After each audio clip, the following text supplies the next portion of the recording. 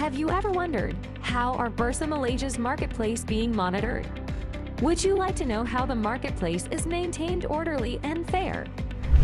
Welcome to Bursa Malaysia. We are the frontline regulator of the equity and derivatives markets. So, what does this mean for you? Through Bursa Malaysia regulation, we ensure the markets you invest in are orderly and fair, so that you have timely, accurate, and complete information to make informed investment decisions, are able to trade in a fair and efficient environment, have confidence in your brokers to provide secure and trusted services to you. So, how do we protect the marketplace? We have multidisciplinary teams in Bursa Malaysia regulation that focus on specific areas while collaborating with each other to provide a comprehensive network of safeguards for investor protection. We also work closely with other regulators and law enforcement agencies. Real-time surveillance of the market. We have a market surveillance team that acts as your market police. They monitor the stock market against irregular trading activities in day-to-day trading. This team uses an automated surveillance system to monitor trading in the equity and derivatives markets in real time. Should irregular trading activities be detected, this team of specialized analysts will fact-check and engage the brokers involved for their immediate action. Supervision of intermediaries. As safeguarding the integrity of the marketplace is paramount to us, our intermediary supervision team secures the protection of your trading and deposits through consistent broker monitoring and inspection. Disclosure. Continuing listing obligations and gatekeeping of listed companies or products.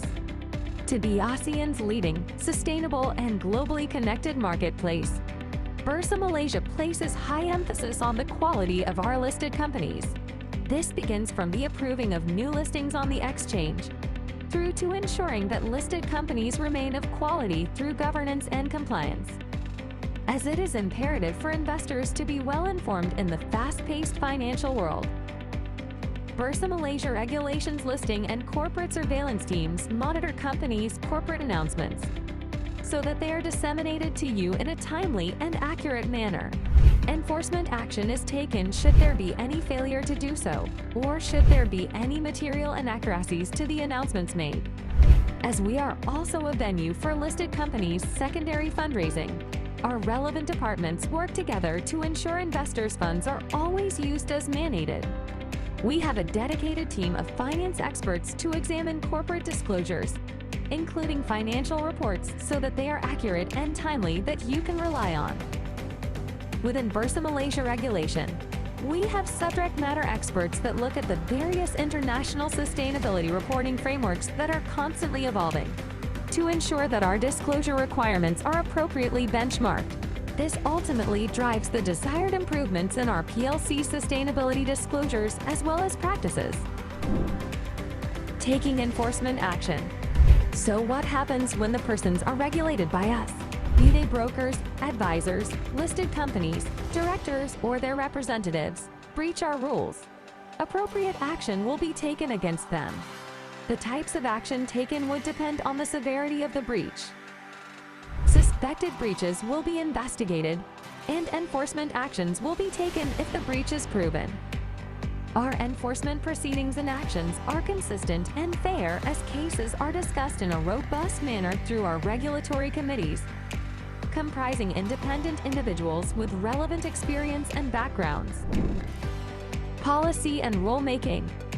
Bursa regulation is the guardian to the 10 rule books of the securities and derivatives markets.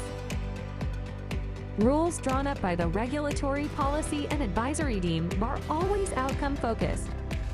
Industry or public consultations with the relevant key stakeholders will be undertaken, alongside rigorous benchmarking processes to ensure the rules are relevant, effective, fit for purpose, and on par with international standards. Each multidisciplinary team in Bursa Malaysia regulation is intertwined and interact proactively to ensure high standards in market integrity.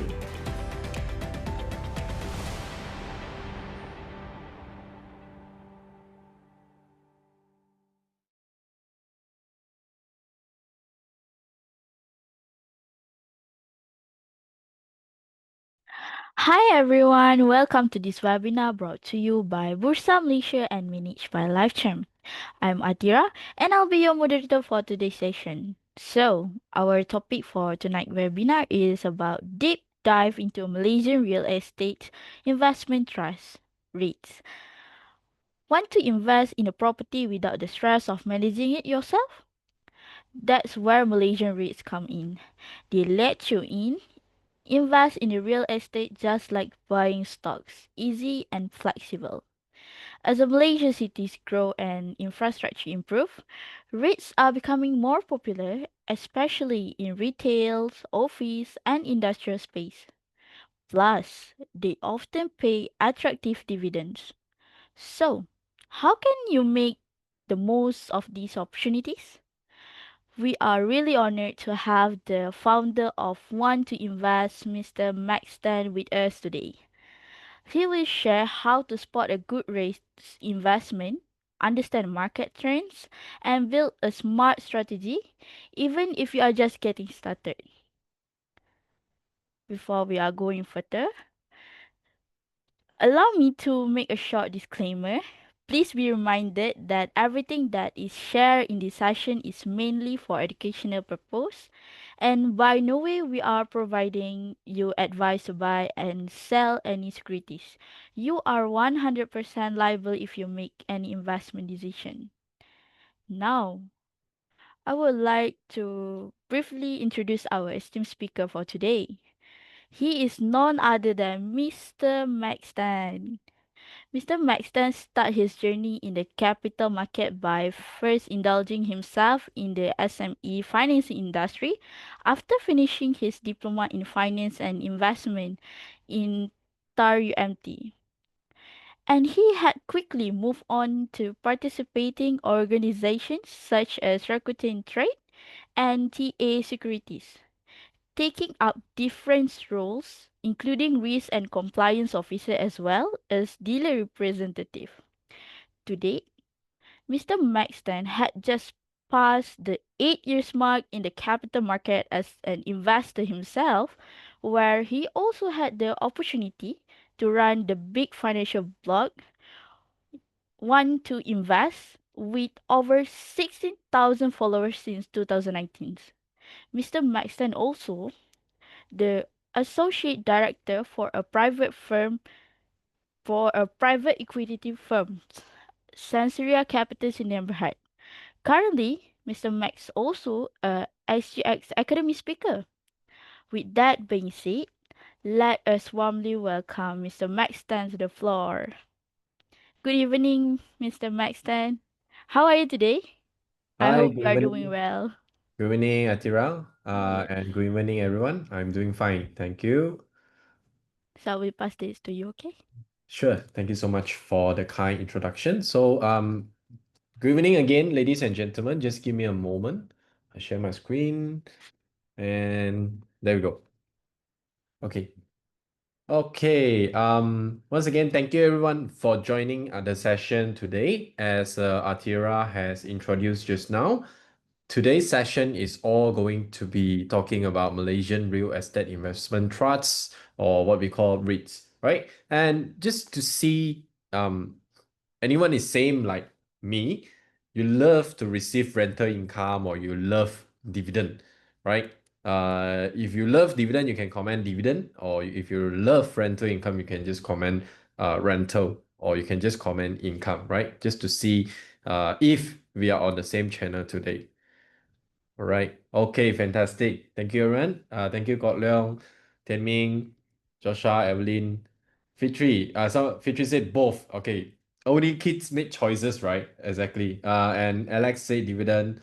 Okay. A lot of you replied. Thank you so much. And personally, I love dividend and I'm a long-term dividend investor.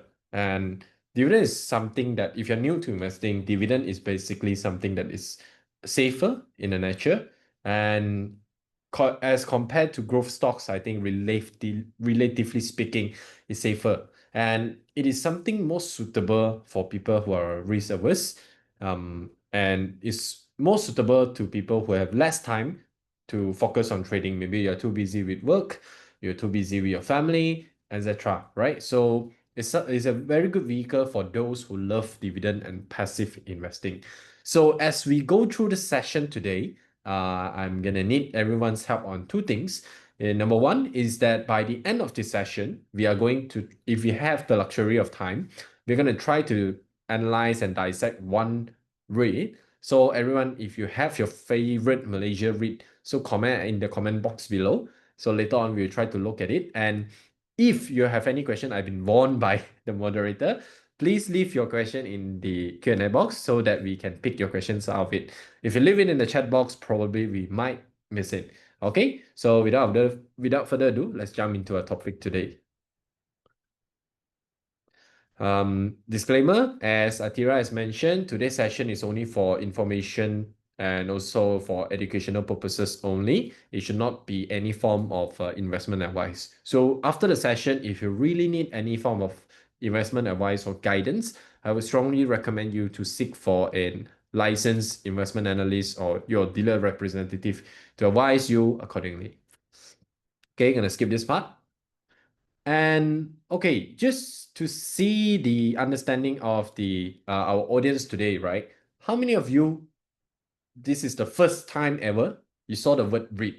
Apart from you registering for the webinar, of course. How many of you do not know what is REIT? If you know REIT already, you can go to the emoji and put a thumbs up.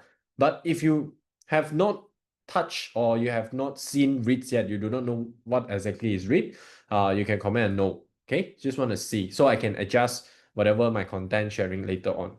Okay, we have Bell.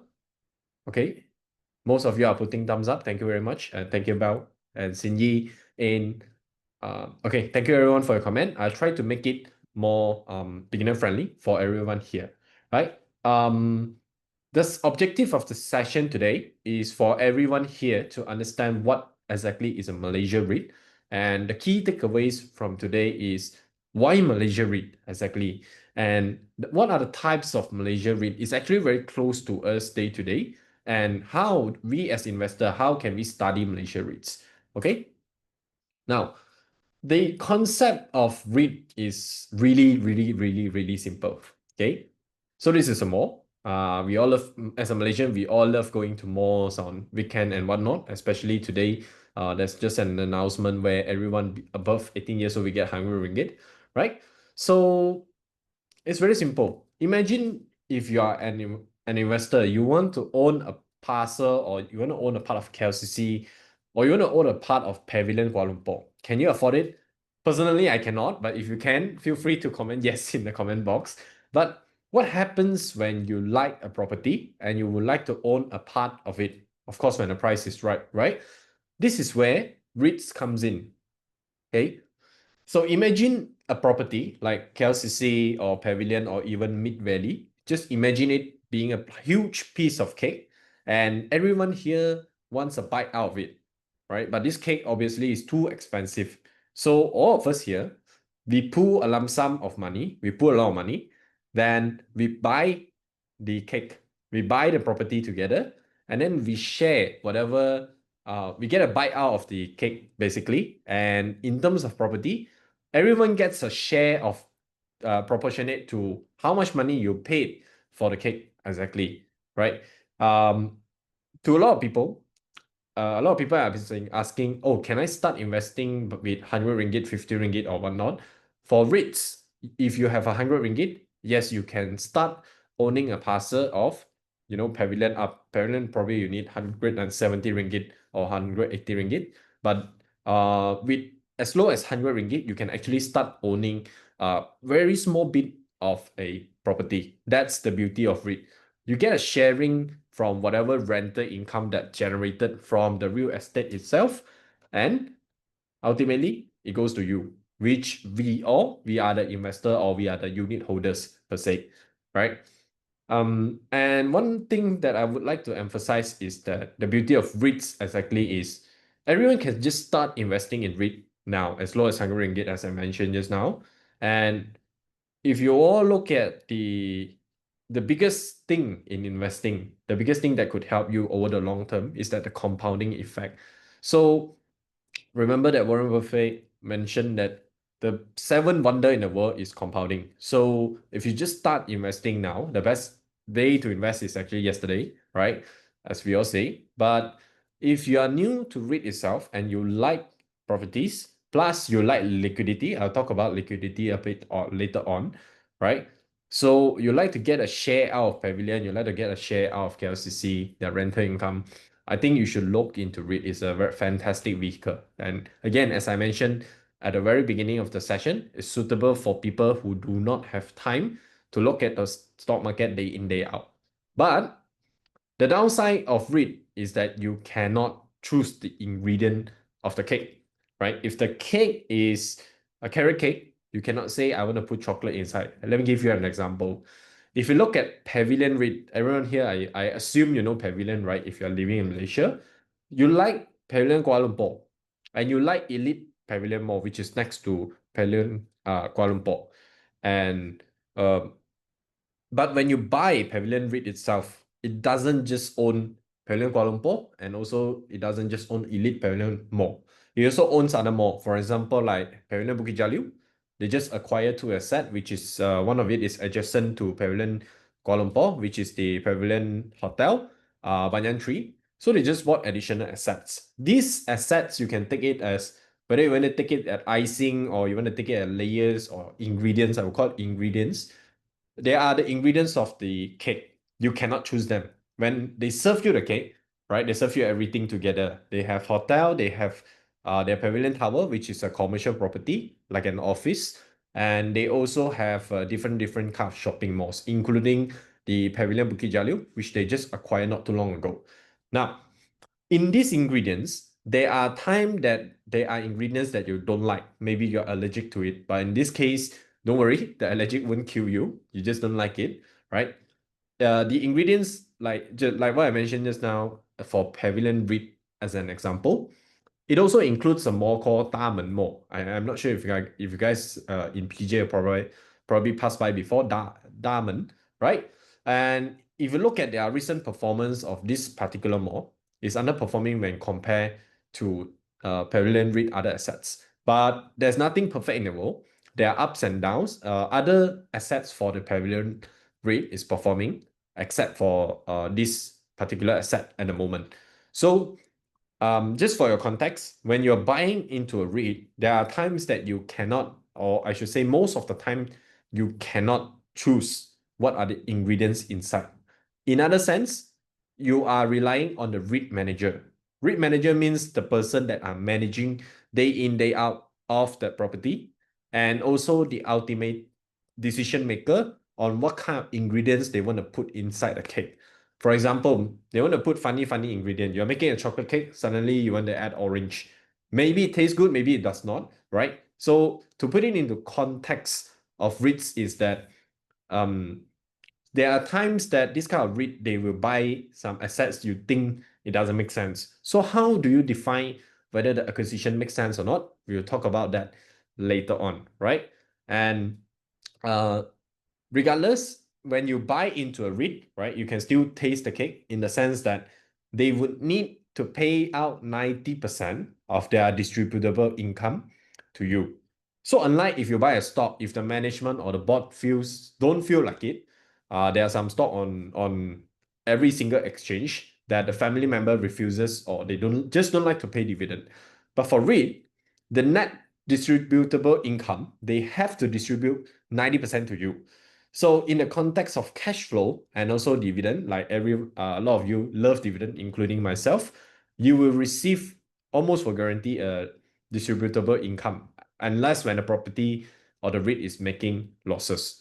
So one of the benefit of it is after you buy, you can just basically just sit back, relax, and convince if it's a mall like the photo over here, just convince your friends to go and shop at the mall you just purchase or co-own, right? If it's a retail REIT. So basically that is the concept of REIT itself. You own a part of a group of assets, right? And you get a sharing out of it, the rental income, and also when they do exhibitions. In REITs, there are different kind of REITs. In retail, right? Just for your information, sometimes they may have a fixed rate.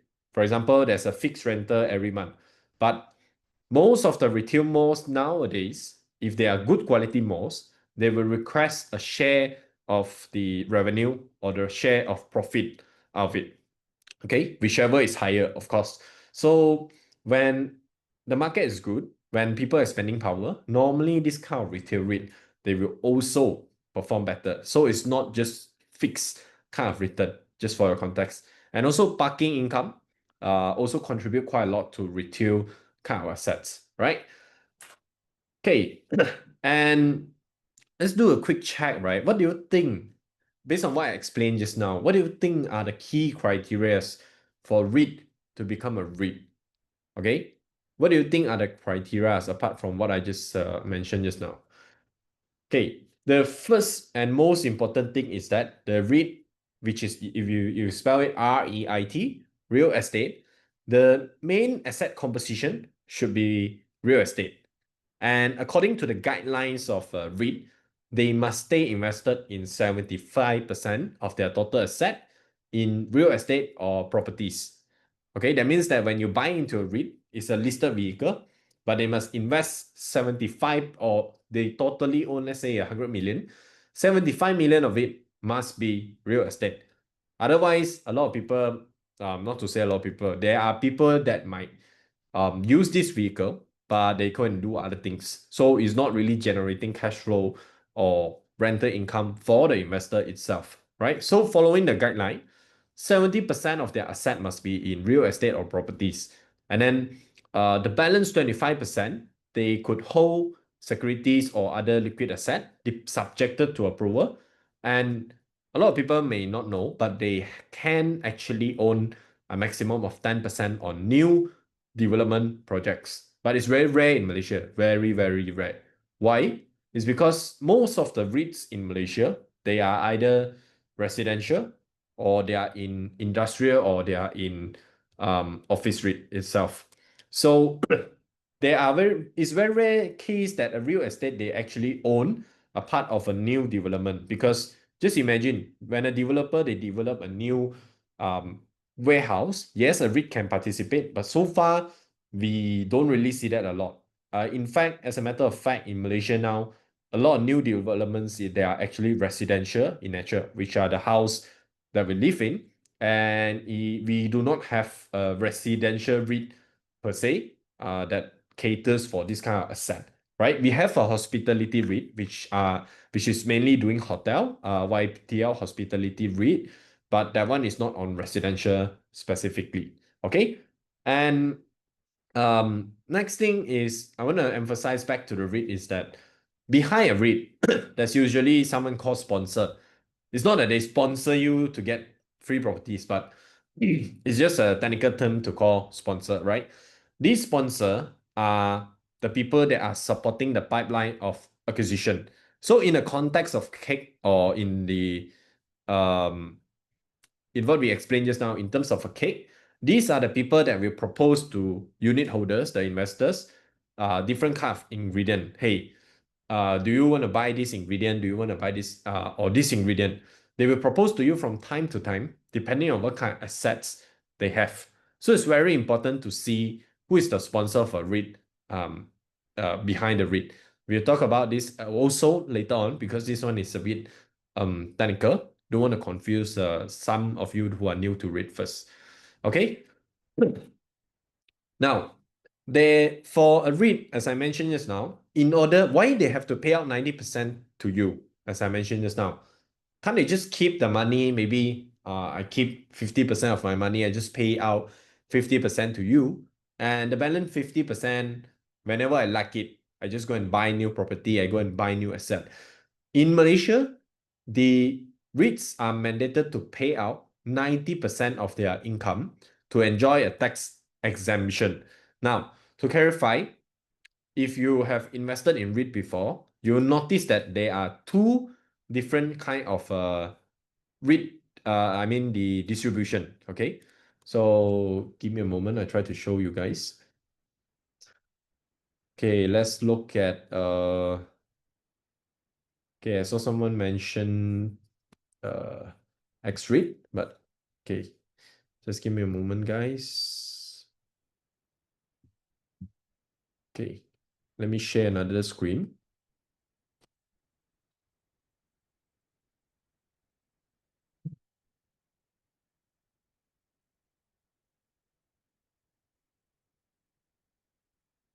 Okay, if you look over here on this part, you will notice that they actually have two different kind of dividend, right? Just for explanation, in terms of distribution, we call distribution for REITs, right? When it comes to REITs, there is a 10% withholding tax, but you don't have to worry about it because they will deduct it and they will pass on the net sum over to you as an investor, right? So you don't have to worry about, I need to declare tax, I need to do all these things, whatnot. No, they will issue the net sum over to you, right? But you are still subjected to the 10% withholding tax. So some of you who just started investing in REITs, you will notice that why is the total amount that I receive and the declared distribution per unit, which we call DPU, is a bit different. It's because part of it is tax exempted, but another part of it is actually subjected to the 10% withholding tax, right? So the net sum is usually we deduct by 10% is your net distribution yield. Okay. Right. And another question you might have is that if you look into last year, we have a regulation or we have a new guideline. If you receive over 200,000 in annual dividend, you'll be taxed by 2%, right? But for distribution from real estate investment trust, basically you are exempted from this one. Okay, so if you are a hidden rich guy that you are hiding in the comment, so rest assured your REIT investment will not be subjected another 2% tax. So that's the 10% withholding tax that you will be subjected to. Okay, and next thing, if you are a property investor, probably you are also aware of another quite critical factor, which is the gearing. Gearing means the level of debt of a particular REIT itself, right? The formula is what the total debt divided by the total asset of a REIT. So according to the guidelines, it needs to be below 50%. When I have 1 ringgit of total asset, my total debt level should be 50 cents only. This is to protect investors in the event something happen, so that at least when the property price, is not exactly liquid properties. Yeah, REIT itself is liquid. But when you want to dispose the ingredients, which are the properties inside a REIT, is not so liquid. You need to give discount to sell it off immediately, just like your lelong, right? So they have a certain what we call a margin of safety to protect investors, which the limitation of gearing ratio for REITs is 50%. But during the COVID-19 era, actually they allow up to 60% due to their asset pricing adjustment. For example, when during the COVID times, a lot of pricing of properties has also been adjusted downwards, right? And when your total asset goes down, assuming your debt level doesn't go down, banks wouldn't just say, oh, COVID, let me give you a discount on your debt. Never happened. And imagine when your asset go down and your gearing ratio, you are at 49% before COVID-19. But after COVID-19 and the asset repricing, you actually went up because of your asset gone down, right? You passed the 50%. So at the time, actually Malaysian REITs are allowed up to 60% for a short period of time. But that one is one-off case. Usually we are at 50% at the current moment. Okay. And also this limitation of gearing is also to protect investors in the sense that it prevents a REIT to go overly aggressive in acquiring assets, right? If without this gearing, a lot of REITs, they will keep fundraising, buying properties, fundraising and buying properties. But with this limitation, hard limitation, they will need to think very carefully whether they want to raise capital, which increase their gearing ratio to buy a property, right? If they buy a wrong property, immediately their gearing ratio will spike up because of the price adjustment. Okay. And the next factor that what makes a REIT is that they are listed on exchange. This is very, very important. So basically, the liquidity of a REIT comes from it being listed on an exchange, which means you can buy and sell tomorrow starting from 9 a.m. up to 5 p.m. Actually 4:45, but 9 a.m. to 4:45 or 5 p.m. right? And after T plus 2, which is one day on the day you sell, plus 2 working day, basically you get your investment back. Now, remember, let's compare this in the sense of you buying an actual property.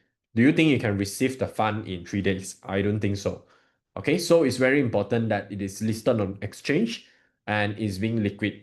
And another thing, this is something extra, is that I noticed that in the market there are more and more different kind of investment schemes that are coming out that claiming they are REITs.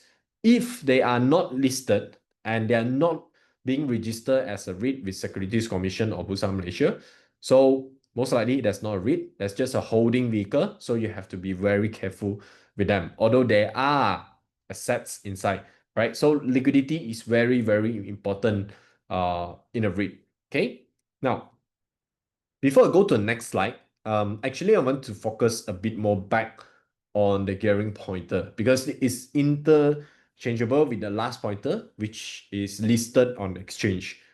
What are the main benefits that a company or a vehicle gone for listing? Is the access to additional capital. Now, before a company go to listing, 90% of the time, if they want money, who can they talk to? Banks usually. And banks would give you a loan, which what we call financing, right? But when you are listed vehicle, you can ask for equity financing, which means I would dilute my shareholdings or I dilute the existing shareholders to get a fresh sum. This is what we call whether a private placement or whether it's a right issue, right? And if you look at a lot of public listed companies in Malaysia, there is a mandate or there's a resolution that mentioned that every year they can issue a 10% private placement approval during their AGM, right? So you can check and see whether when you receive the notice for AGM, whether there's this specific resolution inside there. In the context of REIT, it means for every year, they can issue new 10% of shares to raise fund to prepare to buy properties.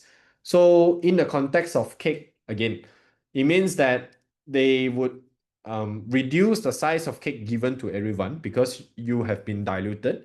They are raising fresh capital, but the total size of the cake might increase. Just that the sharing you get might be lesser, subjected to what kind of properties they are buying or what they do with the money. Okay, don't worry about that. We will give you case studies or examples later on as we progress. Okay, but usually when a REIT it when they do too much fundraising, especially equity fundraising, it could upset investors. So I believe there are some seasoned investors here. You hate private placement because it dilutes your EPS, it dilutes your DPS. Basically, it means that more people come and share your pile of the cake. Of course, as a beneficiary, I got fed up if you keep doing this and non-stop. Unless the cake got bigger, although there are more people coming in, the part of the sharing I get remains the same. Then that is a different story, which is the example we'll be talking later. Okay. Now, this is a comparison table between traditional real estate and also REITs itself. Okay. So some of you might ask me which one is better, but I would say there are no clear winners. As someone in the chat box mentioned just now, we want both. Why not both, right? So only kids go and choose. I want both. This is the case where you can choose both if you wish to. So let's go through the pointers one by one. Now, first of all, if you invest in a traditional real estate, I believe you know you have the direct access to the property, which means you own the whole piece of cake. But unless you are paying full cash, which if you're ordinary person is very unlikely, right? That means that it comes with a liability. You are taking up a bank financing in order to buy the property or to buy the cake, right? In a contrast, let me give you an example. We are going to dive into a bit more numbers driven. Now, in contrast, if you are using 5,000 ringgit, is usually I think it's insufficient for down payment, because a 10% down payment for, let's say, a 300,000 property, right, is 30,000, unless you're buying a subsale, which is a second-hand, what we call second-hand property, right, which they do not have cashback. But usually if you buy new projects now, developers, they'll push maybe 11%, 12% cashback for you and whatnot. So if you only have 5,000, you compare the two, 5,000 may be more viable if you are looking into REITs in terms of the capital. But some properties investor, they might argue that, okay, I'll give you another example.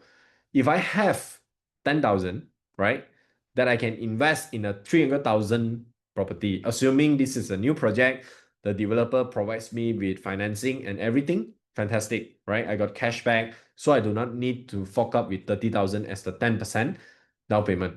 And then it went up to 400,000 in 5 years' time, which is the period that RPGT, real property gain tax, has passed. So there are no tax on my property. Then your 10,000, effectively, it earns you 100,000 in a capital gain. So it's a 10 times return on investment. But if you look at the house pricing by NAPIC, which is the national agency that provides you the property data, NAPIC, the property prices for the past 20 years has actually peaked in 2012, and then it went downwards all the way until 2021, and it just started to see a rebound. Okay, for example, in 2024, we see a 4% rebound year on year. And back to the case study just now, when you have the 10,000, you have to make sure this property has to be cash flow positive, which means whatever amount that you rent it out is higher than your monthly payment plus your maintenance fees.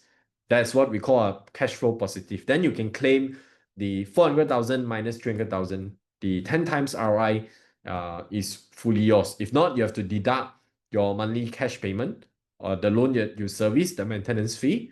You have to deduct from it in order to claim the ROI.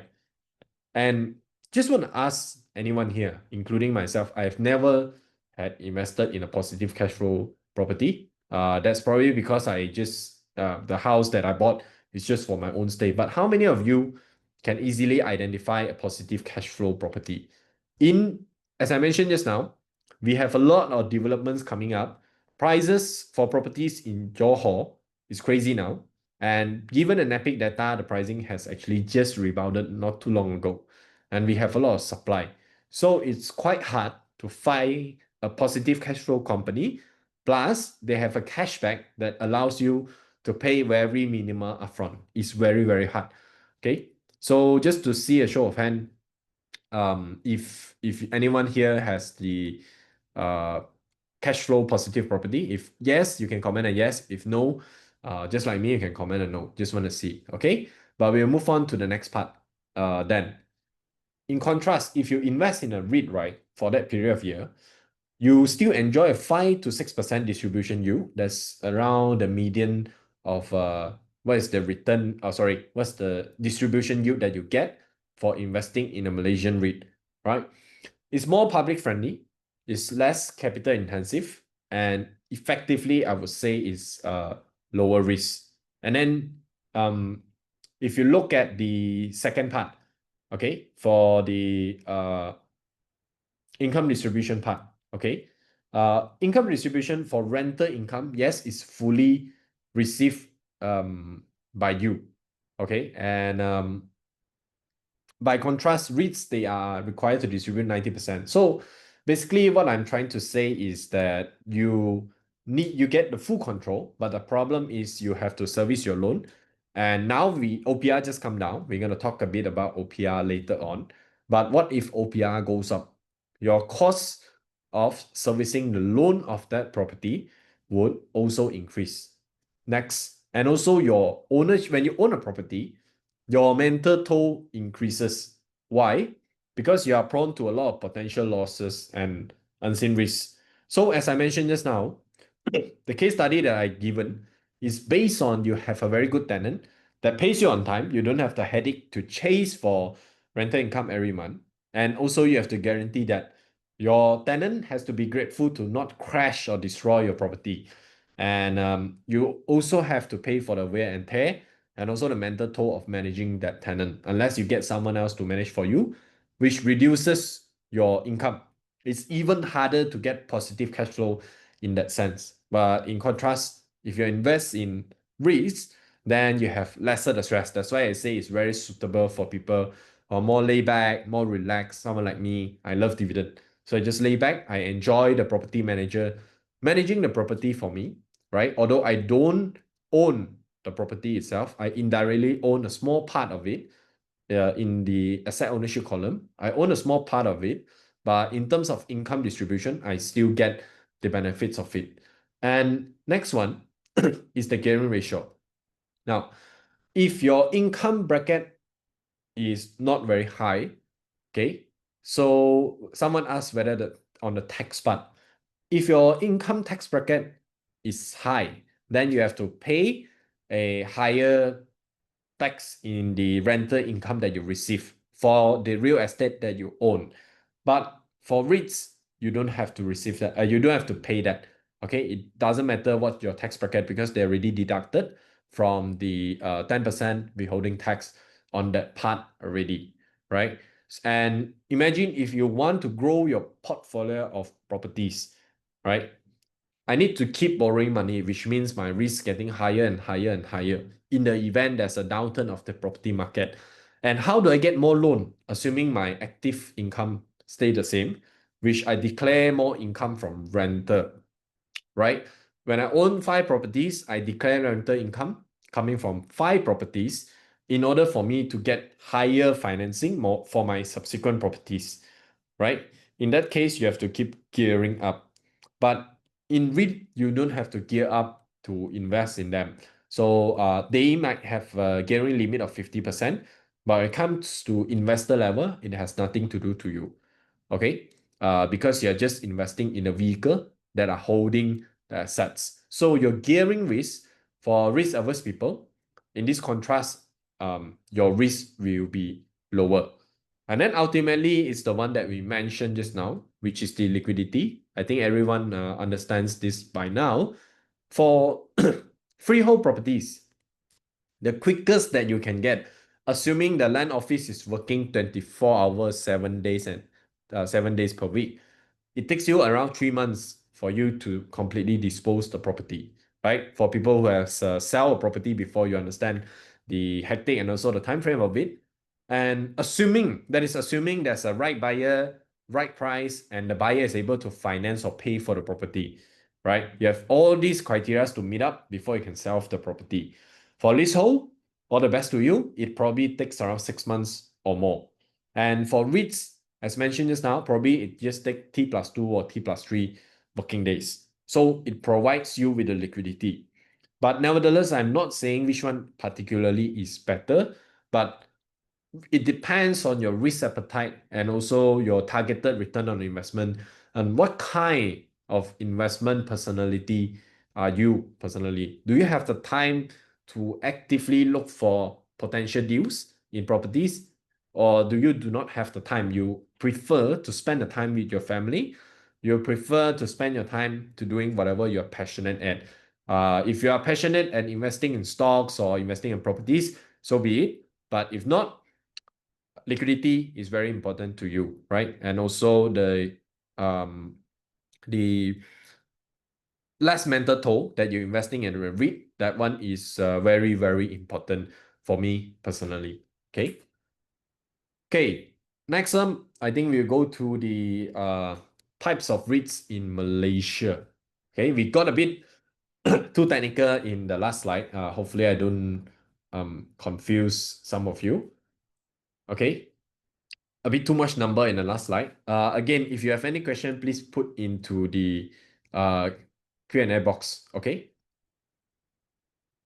Okay, so the first type of REIT that we probably gonna get is malls. We have a lot of malls in Malaysia, probably a bit too much. And if you saw a news 2 years ago, it's actually been mentioning that there's a potential oversupply of malls over in Malaysia, right? I think the case is true. If you look at the number of new development malls, especially in Klang Valley. So what does it mean for the REIT itself? It would mean when I have the mall as a property, which are my ingredients on my cake, when there are more ingredients of in the market, that means that people can choose. They have more freedom to choose, and there's a higher competition over that. Okay, so that's the one of the things that are going on with retail REITs recently. And what are other types of REIT that you are aware, but you probably think there are this kind of REIT over in Malaysia, right? I will give you a bit of time. Let me drink a bit of water. Feel free to comment at the comment box below. What other REIT type of REIT that you think exists over in Malaysia?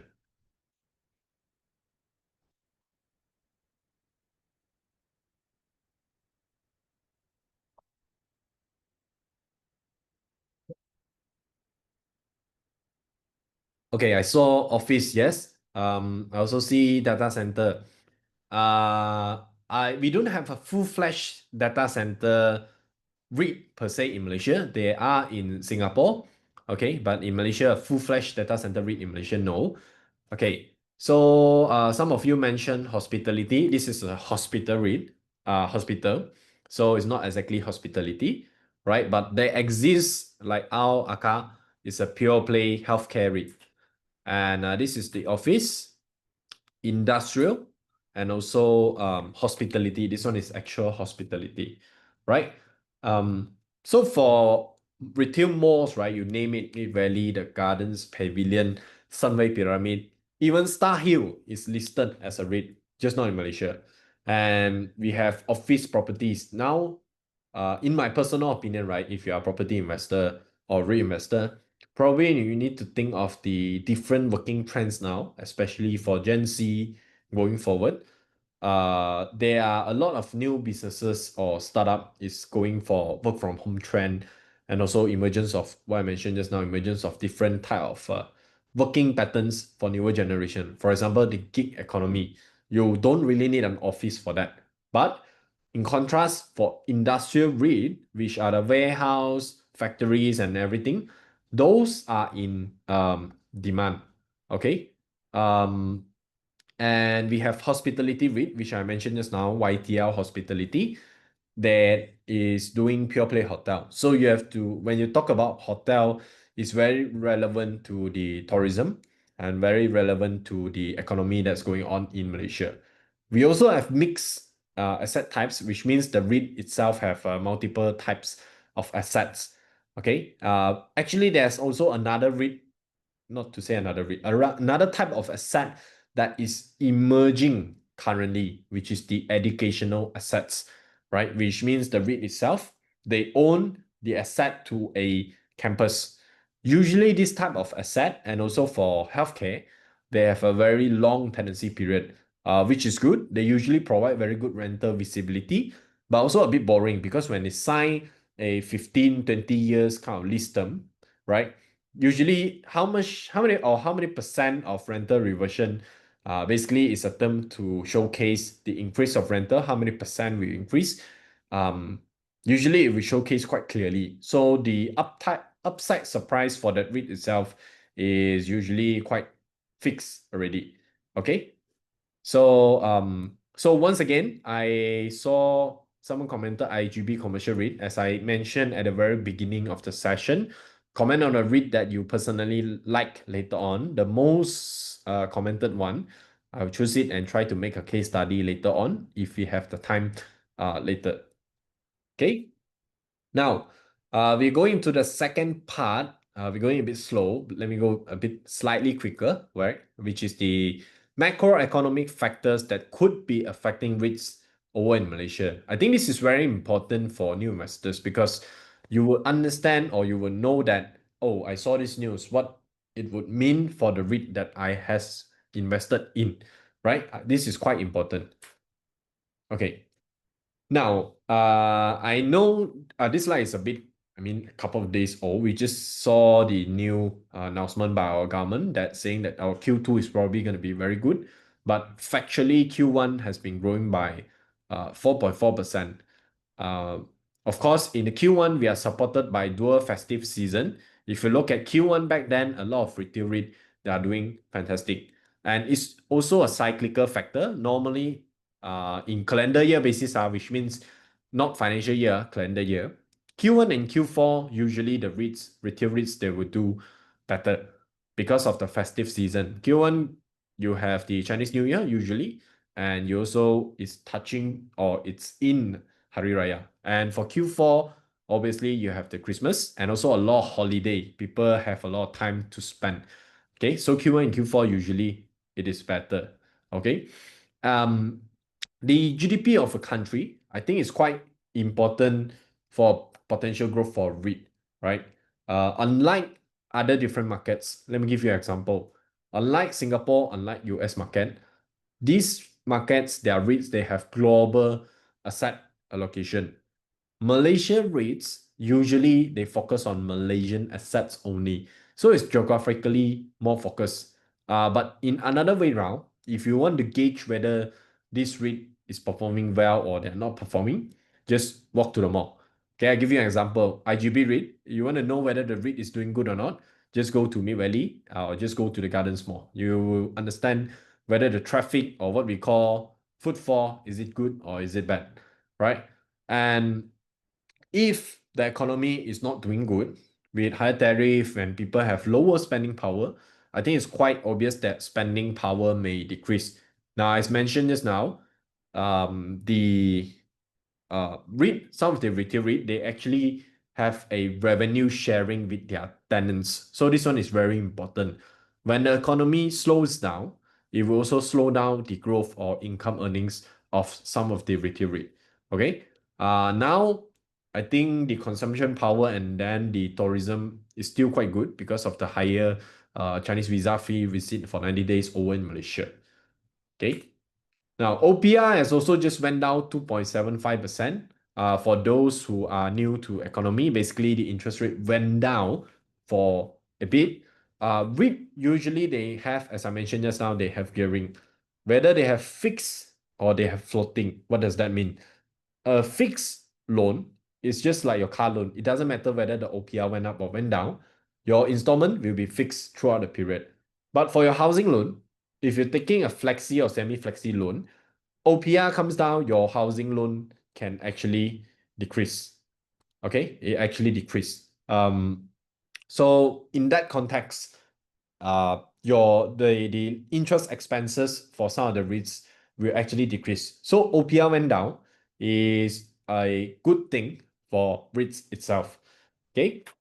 And next one is not exactly a pointer, but I just want to cultivate a bit of thinking and spark a bit more discussion amongst you guys. I know last two slide a bit technical, so I hope you're not falling asleep. Okay, I just want you to think with the increase of government servant income, which announced last year and also this year, minimum wages also increase, and spending power, there are some slight what we call sweetener just announced. Above 18 years old, there are 22 million Malaysian expected to be benefited. Will you think this would increase the total spending power, or it will be dampened by the SSD wider coverage and the electricity tariff, which we have adjustment, right? And there is also a potential inflation to come from tariff worldwide. Which one is most likely? Which one is more likely to happen? A slower growth ahead or a stronger domestic consumption ahead? Which one do you think? This is very important. If you expect the tariff to impact Malaysia greatly, so some of the warehouse REIT, their demand might be lower, their ability to fight for a better rental rate might be lower. But if you think the local market consumption power is there, people are still very strong in terms of spending power locally, then I would say that you can look into retail REIT. Okay, this is for discussion, so you can feel free to comment. Okay, Fitri has actually commented slower growth. I give you guys maybe 15 seconds to, think about it, and then you can discuss on this part.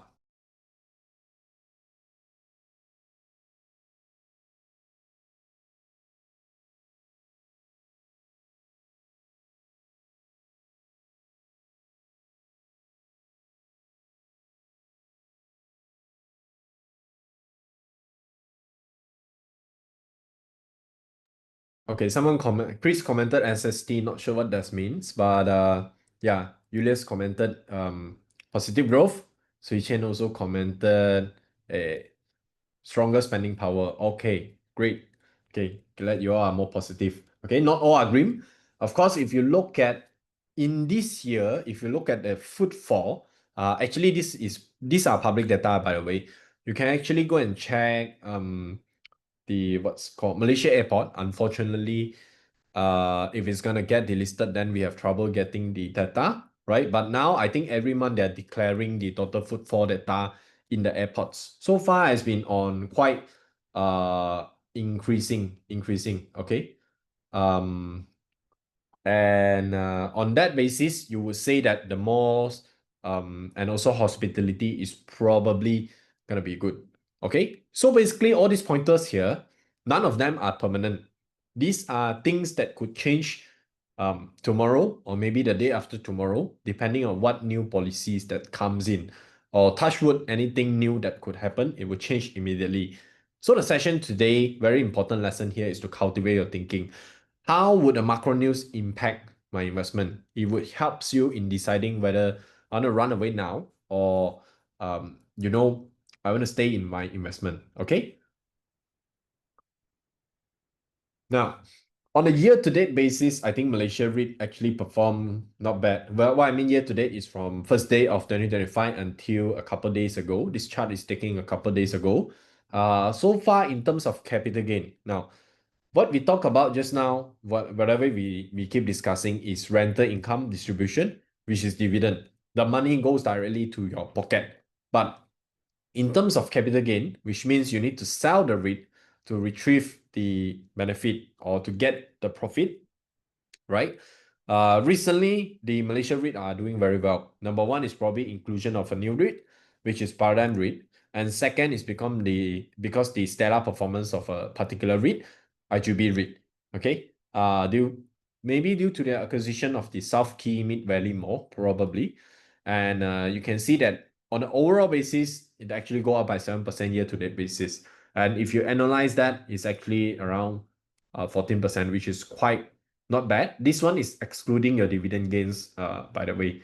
Okay, so this year with OPR coming down, I think it's a quite interesting timing to look at all these REITs as a whole. But of course, some of the REITs, I should say a lot of the REITs, their price has already gone up. Okay, so again, you have to gauge on that part. And next one, I think is very important part of today's session, which is how do we analyze a REIT? I'm gonna try to go a bit faster on this part, and then we try to take one read on their quarterly report and what are the things that we should see exactly. Okay. Now, again, after what I talked so far, what do you think are the most important part of a REIT, particularly? Most important thing, for the whole piece of cake, what do you think is the most important thing, right? What do you think?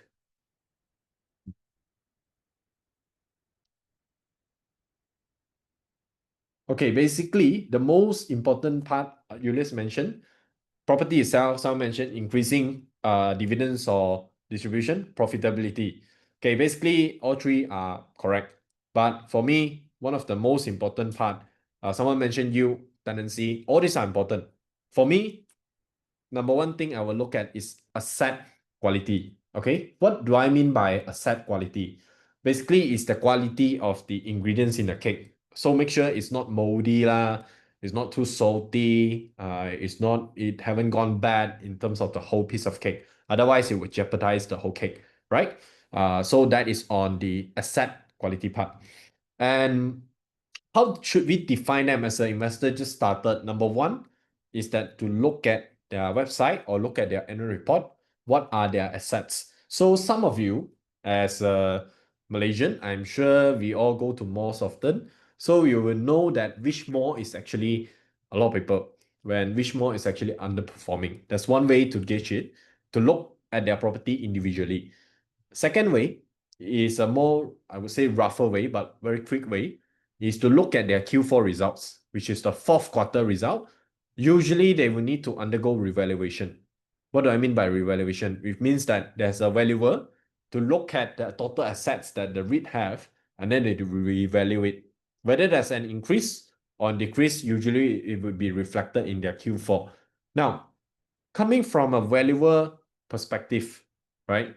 Do you think a valuer would increase the value of a property based on a couple of factors? I mean, positive factors. Higher cash flow generated, by comparison basis, their nearby properties prices has increased, or the estimated cost to build a completely new property, which is what they call cost approach, right? To build a similar asset as what the REIT has already have on their hands will be higher, and also the land value increase, etc., due to the nearby development. So all these factors, it will increase the price of a property. By right, a good REIT, if they have a good property, every year the property value should increase, unless otherwise there are some short-term impact. For example, like the COVID-19 times, a lot of property they see pricing actually came down. Okay, usually it'll be reflected in Q4, unless they do it on Q2, which is very, very rare, right? In the fourth quarter, they would do a revaluation of their property. Just imagine your house, because of your property is in stronger demand, the rental rate that you could potentially get is getting higher and higher and higher and higher, right? So it will also increase the value of your residential property. I hope that explains in a simpler context, right? And some of you has mentioned correctly, which is the occupancy rate and also tenancy rate, right? A good property, usually they have high demand. Otherwise, people want it for what, right? When it has a high demand, high occupancy rate, what does that also mean? It also means that they have a strong negotiation power in renter, which leads to another indicator, more technical, fancy term. It's called rental reversion rate, triple R, right? You can type in triple R to remind yourself, right? But it's basically very simple. It's just indicator to track whether the REIT, what's the adjustments of the rental rate this year compared to last year. If you increase as compared to last year, you have a positive RR, rental reversion rate. But if you decrease as compared to last year, your rental rate, last year per square feet maybe is 2 ringgit, right? This year you're doing 1 ringgit 80 cents, which means your property, the rental actually went down. Unless the economy is super bad, then otherwise, normally the rental reversion rate should be positive, because as you manage the property, as the property price generally over the long term, it has been going up, right? Although there's a slight drop, as I mentioned just now, based on NAPIC data on residential property. For commercial property and industrial property, so far, I would say if it's a good property, it would go up. Okay. So a good property, you will see a good RR. A bad property, very simple, negative RR. So you can actually look at their annual report. They would have to disclose this kind of information. Okay. And if you look at macroeconomic factors, like I mentioned just now, based on what we have been observing, there is an potential oversupply of malls over in Malaysia. What does that mean? Come again, I want you guys to think based on macro perspective. Oversupply of malls, higher competition, and you have more competition, your ability to negotiate a better rental rate will be lower, which means on sometimes you might not be able to raise your prices as good as last time. Last time, every year, people come to you, hey, please give me a shop lot, I want to do my business in your mall. But now, imagine just adjacent 5 kilometers away from you, there are 3 malls. So they can just go to other malls, newer malls, that have probably lower rate because they are newer.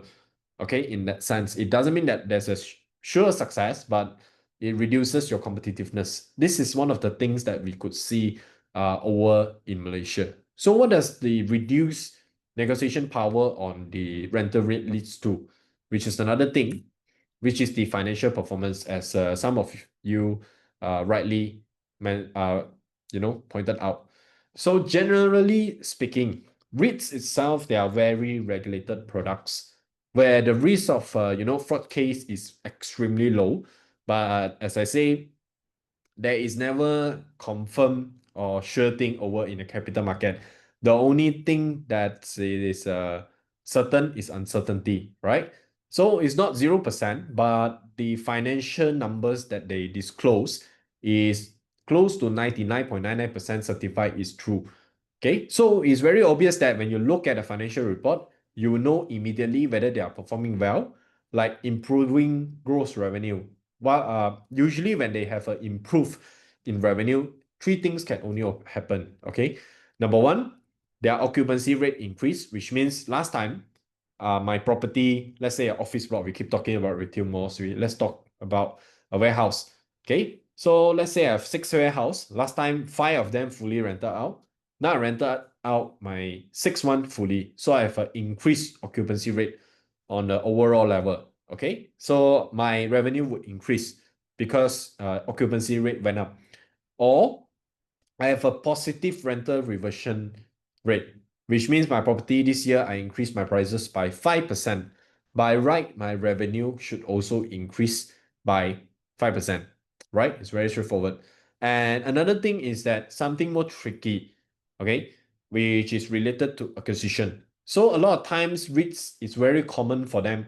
You imagine if they are purely relying on occupancy rate and also rental reversion rate, the growth is actually very, very slow, because every year it is almost impossible that you can maintain a double-digit growth for a REIT in terms of their rental reversion rate. Double-digit every year is quite impossible. Okay, unless it's coming up and down a bit, then it's more more explainable. But usually it won't goes up to double digits so easily. Now, but when they acquire assets, they acquire, let's say, office, I acquire another office block. So my absolute number, my revenue, my net property income, NPI, and also the dividend or distributable income, if it increase, okay? But you have to be very careful in this, because there are a couple of ways that they could go through to acquire properties. As I mentioned, just now, right? They can, number one, they can get bank loans from the bank, or they can choose to dilute, or that means that more people to share the cake, but the cake is larger.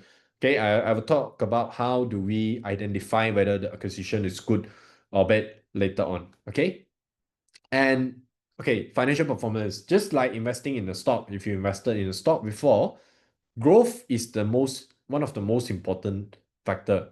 Okay, because if you don't invest, if you put your money in the bank, even though you're earning an FD of 2.5% or 3%, inflation eventually is going to erode your consumption power. So for REIT itself, it's very important that on a baseline basis, they are able to maintain a growth rate of 5 or 6% and beyond. Okay, that is very, very important. Okay, so now we're going to go into how do we identify whether the growth is justified or it's just because of acquisition.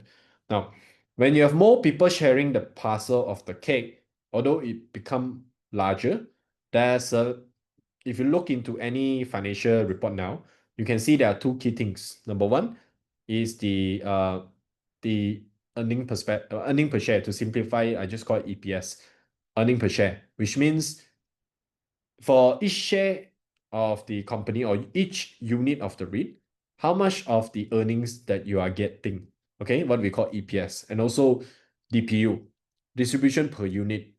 This is the dividend that you are getting every year. Now, if after the acquisition, after the dilution, the EPS and also the DPU still increases, that means the increase overall is still larger than the dilution.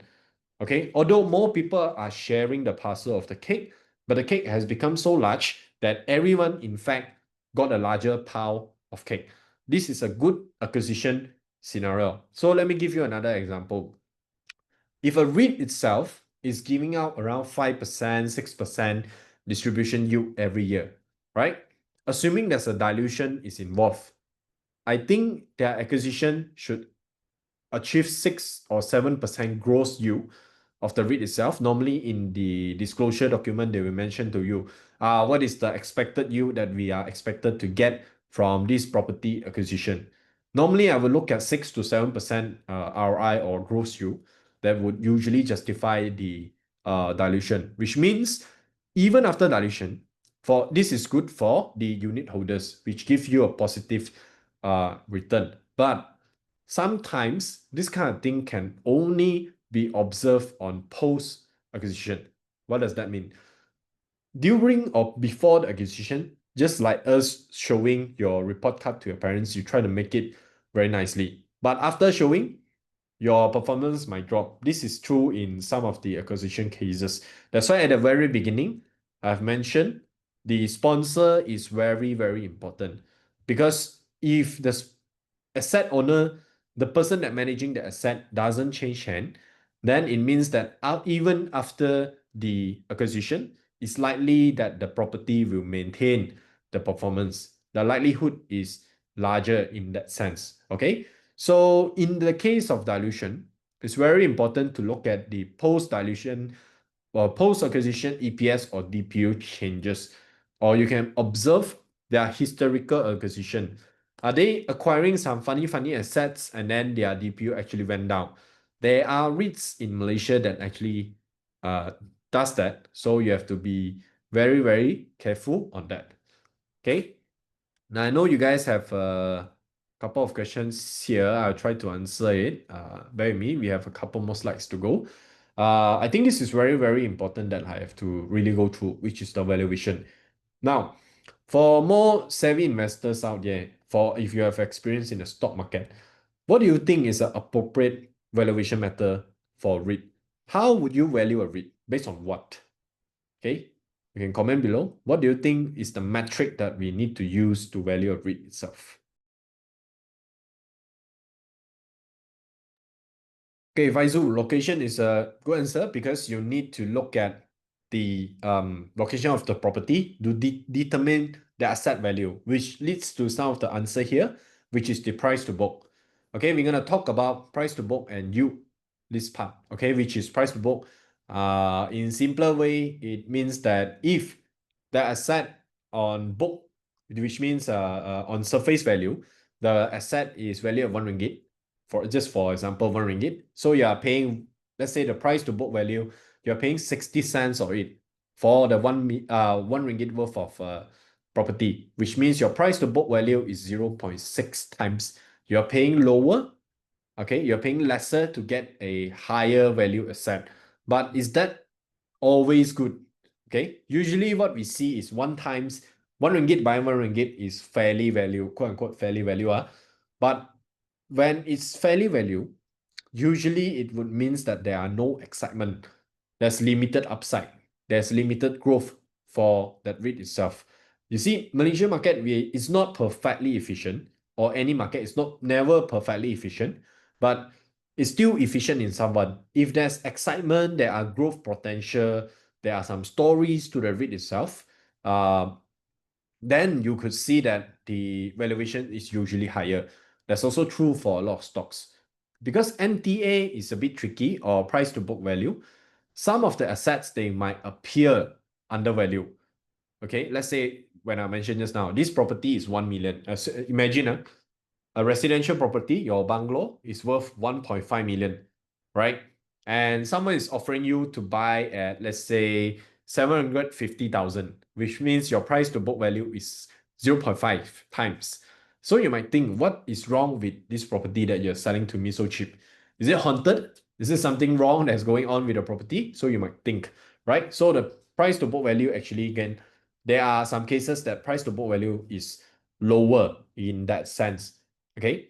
And this kind of REIT, they could be having a slow, very slow, or their assets are underperforming. That's why the market is giving a discount onto the valuation, or even negative growth. There are REITs like that. So you have to be careful when you are evaluating a particular REIT just based on their price to book value or based on their properties.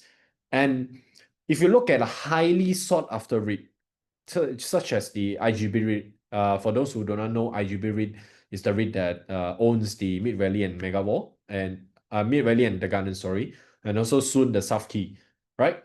They could go up to 1 times of price to book value, which what we call overvalue when it goes more than 1 times, right? Just give a wild guess. What is the price to book value of IGB right now? Okay, a wild guess. The number I just looked at it today is actually surprised me by a lot.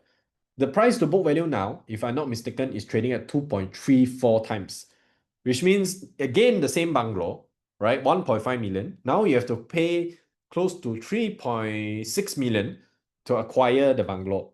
So imagine this kind of valuation. Why? Is it a lot of people chasing after this bungalow? Is there a lot of people are looking after to buy? Maybe because next to you, maybe some Tan Sri is staying there or some princess is staying next to you, whatever reason. Okay, so it's not the perfect method, or you cannot rely on one single valuation or just buy a REIT just because the valuation, the NTA is high and your price to book value is low. This is what we call value trap. Be careful. But if you look at a dividend yield, or even better, if you could track the historical dividend yield of a particular REIT, right? Remember, yield is the net amount that you get. For example, if I get 10 cent out of a 1 ringgit investment, my yield is 10%. Sorry, excuse me. Okay, right? This is what we get yield. If you look at the yield, you also have to look at another thing, which is the DPU, distribution per unit, which is the annual piece of cake you get to buy after you share the piece of cake with other people, right? The dividend that you get every year.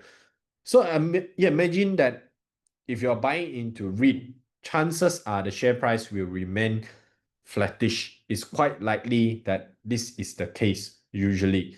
But you will still get a yield of maybe again 5 to 6%, and you spotted a yield of 7% of that particular REIT.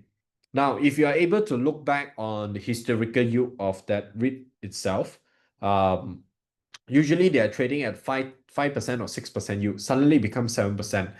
If this is because the improved performance of the REIT itself, then they are giving you higher distribution, then it's good. It's definitely a good sign. And 7% yield, I think, is quite attractive for a lot of REIT, right?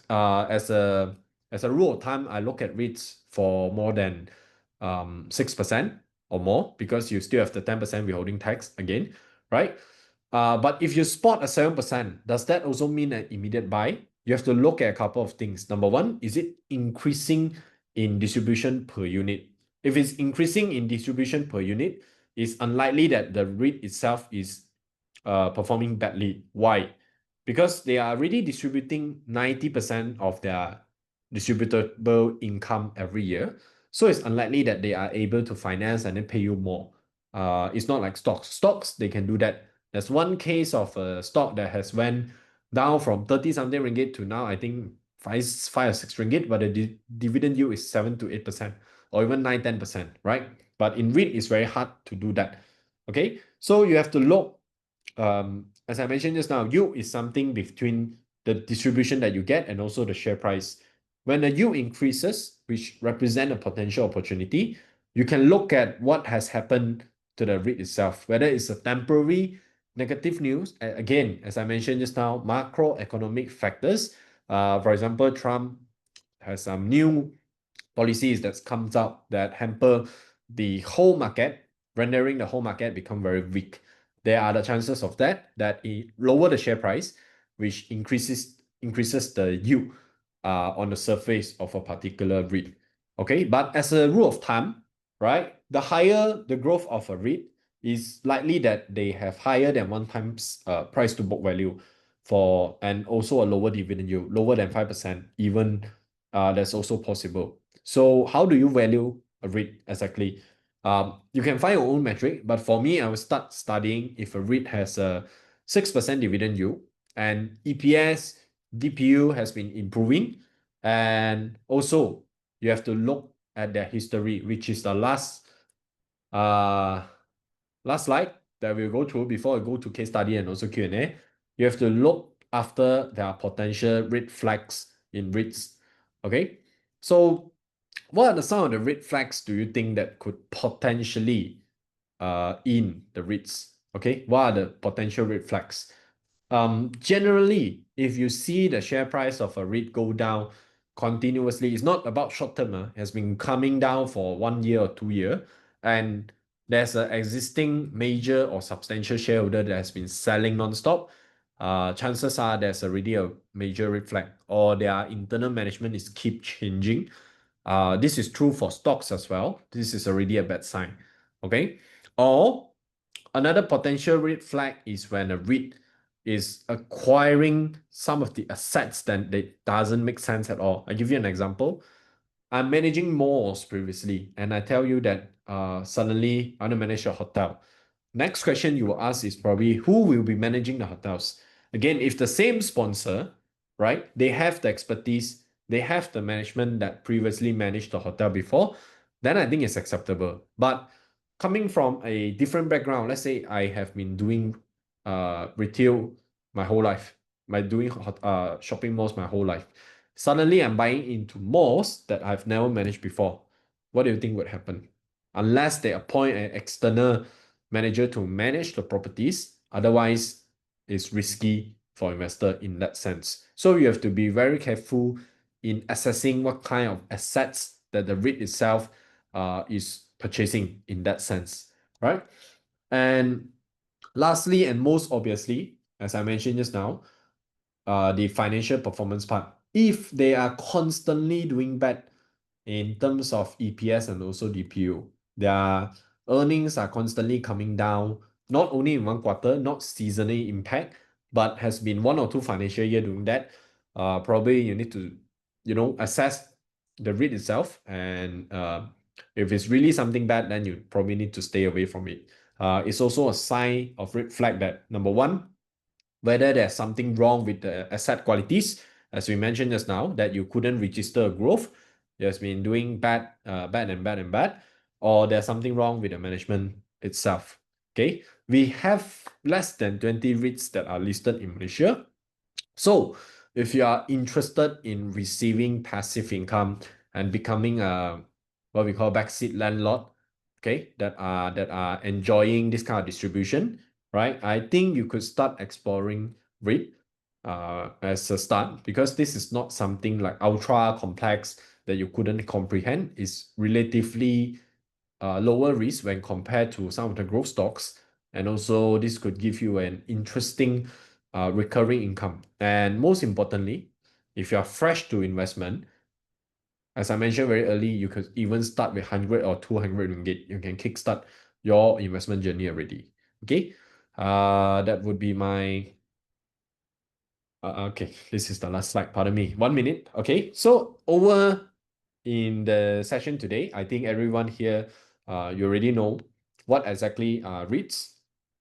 What are types of REITs in Malaysia? We have retail, we have hospitality, we have industrial, we have healthcare, we have the office REITs. We also have mixed.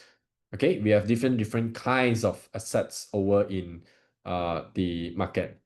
Okay, and also most importantly, I'm not telling you, because the macroeconomy is never permanent. The factors are never permanent. Tomorrow, a new news could come out and a new factor could come out. You have to assess it on your own, whether how would this impact on the REIT that I'm investing into. Give you an example, if tomorrow another rate cut, hopefully that will happen, another rate cut by the bank, by the OPR, is even better for the REIT itself. So now you saw the news, you already know what this means for the REIT itself. Okay. And some of the important metrics I mentioned just now, look at the occupancy rate. Sorry, didn't really go too deep on occupancy rate, but I go on another layer, which is the rental reversion. It's already reflected the occupancy rate, because if you don't have a good occupancy rate, chances are you couldn't negotiate a good rental reversion, right? and also the financial performance in terms of earnings and also the distribution and also their historical acquisition, whether it's good or bad in that context. Okay, I don't think we have time for case study because we have a lot of Q&A here. Apologies for that. Maybe Atira, I'll pass you back for the Q&A session. Okay, thank you, Mr. Max, for your invaluable insight and wonderful sharing with us earlier. We will now proceed for the Q&A sessions. So can I share the slide? Oh, sure. Sorry. Okay, thank you. So I will start with the first question is it the good time to invest in rate as many of the stock have gone up? Okay, I wouldn't really time the market per se. Okay. For those of you that have questions, just give me a minute, Atira. For Okay, those okay. of you who have additional questions that I couldn't answer here, Mhm, or someone that want to understand the case study, maybe you guys can reach out to me through the email afterwards. I think I have my email. So you can mhm. reach out to me. I try to come up with a simple case study, right? And back to Atira's question, whether it's a good time to invest in REITs, given the stocks are down. Now, I'm not sure which market you're referring to, but if you're referring to the Malaysia market, I don't think stocks particularly went down that much. Some of the stocks had already rebounded, right? And I don't think you should compare apple to orange in the context of comparing a REIT to stocks because the objective is very different. Unless otherwise you're going for yield, right? You're comparing a bank with a REIT, then I think it's somewhat negatively correlated because OPR went down. It's short term not so good for the bank, but it's good for the REIT itself, right? So it depends on your own what is the objective of you looking after a REIT. For example, if you are looking for oh, sorry, your question has gone up. Okay, anyway, REIT itself is a defensive vehicle. If you feel like the market is there are some chances of it slowing down, then you can look into some of the more defensive REIT. Now, last time, I would like to look into, not recommendation, but just my experience. Last time, I would look into KIP REIT. Why? Because their asset mix are usually more defensive. If you look into their asset portfolio last time, it consists of KIP malls. And the consumer or maybe the tenants for KIP malls are usually the more staple things that you need in life day in, day out. So whether the market is good or bad, whether the spending power is high or low, these are the things that you still need to consume. So my risk is relatively lower. But of course, in better times, they have a better negotiation power. Again, the rental reversion rate could be better at the time. If you think that the stocks a lot has been gone up and you want to switch to REIT, I would say that it depends on really depends on your objective. If you're going for you play, I think you could explore, but just solely because the stock has gone up, without assessing which stock itself, whether the valuation has been overvalued, I think it's a bit hard to go too deep into that. Okay. We'll go to the next question is rate dividend is fully exempted from dividend tax 2%. Cause rates have tax and non-tax amount. Okay, this question, sorry, I mentioned 200,000 just now, but actually it's 100,000. Based on my last checking after the withholding tax, if I'm not mistaken, there are some vehicles that including your, I think PRS and your some of the dividend items is exempted. If I'm not mistaken, REIT are exempted. But if you want to double confirm, you can check with your tax agent. I would recommend to check with a professional tax agent on that. Yeah, I think Okay. EPF, Mhm. Armed Force Fund, Amanah Saham, and Unit Trust, and I think Closed End Fund, some of it as well. Uh, Pre at the moment, I think I need to double check and tell you guys. Okay. You want me to proceed for the next question? Yeah, I think we can take one Okay. more. Okay. Uh, is it better to invest in high dividend stocks or REITs? Okay, high dividend stock. Okay, this is again, it's quite similar to question that Lenny has asked, okay, is a bit hard to determine in that because stock itself, when they have a higher dividend yield, it could means that they have a one-off item. For example, they just sold a piece of land that they could distribute extra dividend to you, right? So you have to assess whether the dividend is sustainable. It's unlike REIT usually is more sustainable, but so stocks, they could adjust. They don't have the 90% rule, right? So they can adjust the dividend payout ratio as they wish. So you have to be a bit careful on that unless they have a very fixed dividend policy and very consistent throughout the period. And I wouldn't say it is better to invest in high dividend stocks or REITs. I think if your objective is getting cash flow, um, ultimately, I would say both are viable options in that sense. Okay, it will be the last question that I will read. Uh, Many REITs companies paying the managers by issuing new shares to them.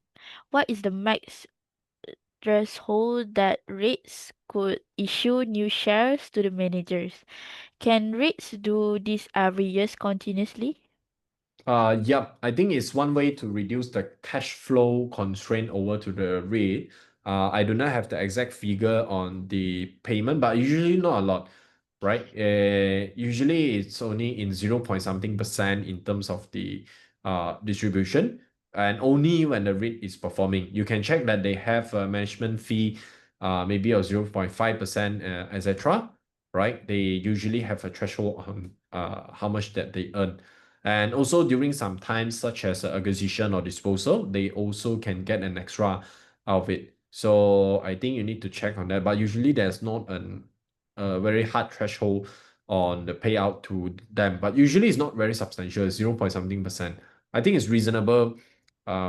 Just imagine that if they pay them in cash, then you will receive a lesser distribution. So I think it's a give and take kind of thing. Okay, I think that is our last question that we read. So we would like to sincerely thank Mr. Max Tan for taking the time to respond to the question asked. I hope that all of you acquired new and useful knowledge from this session. May this insight shared today prove to be advantageous in your investment trading pursuits.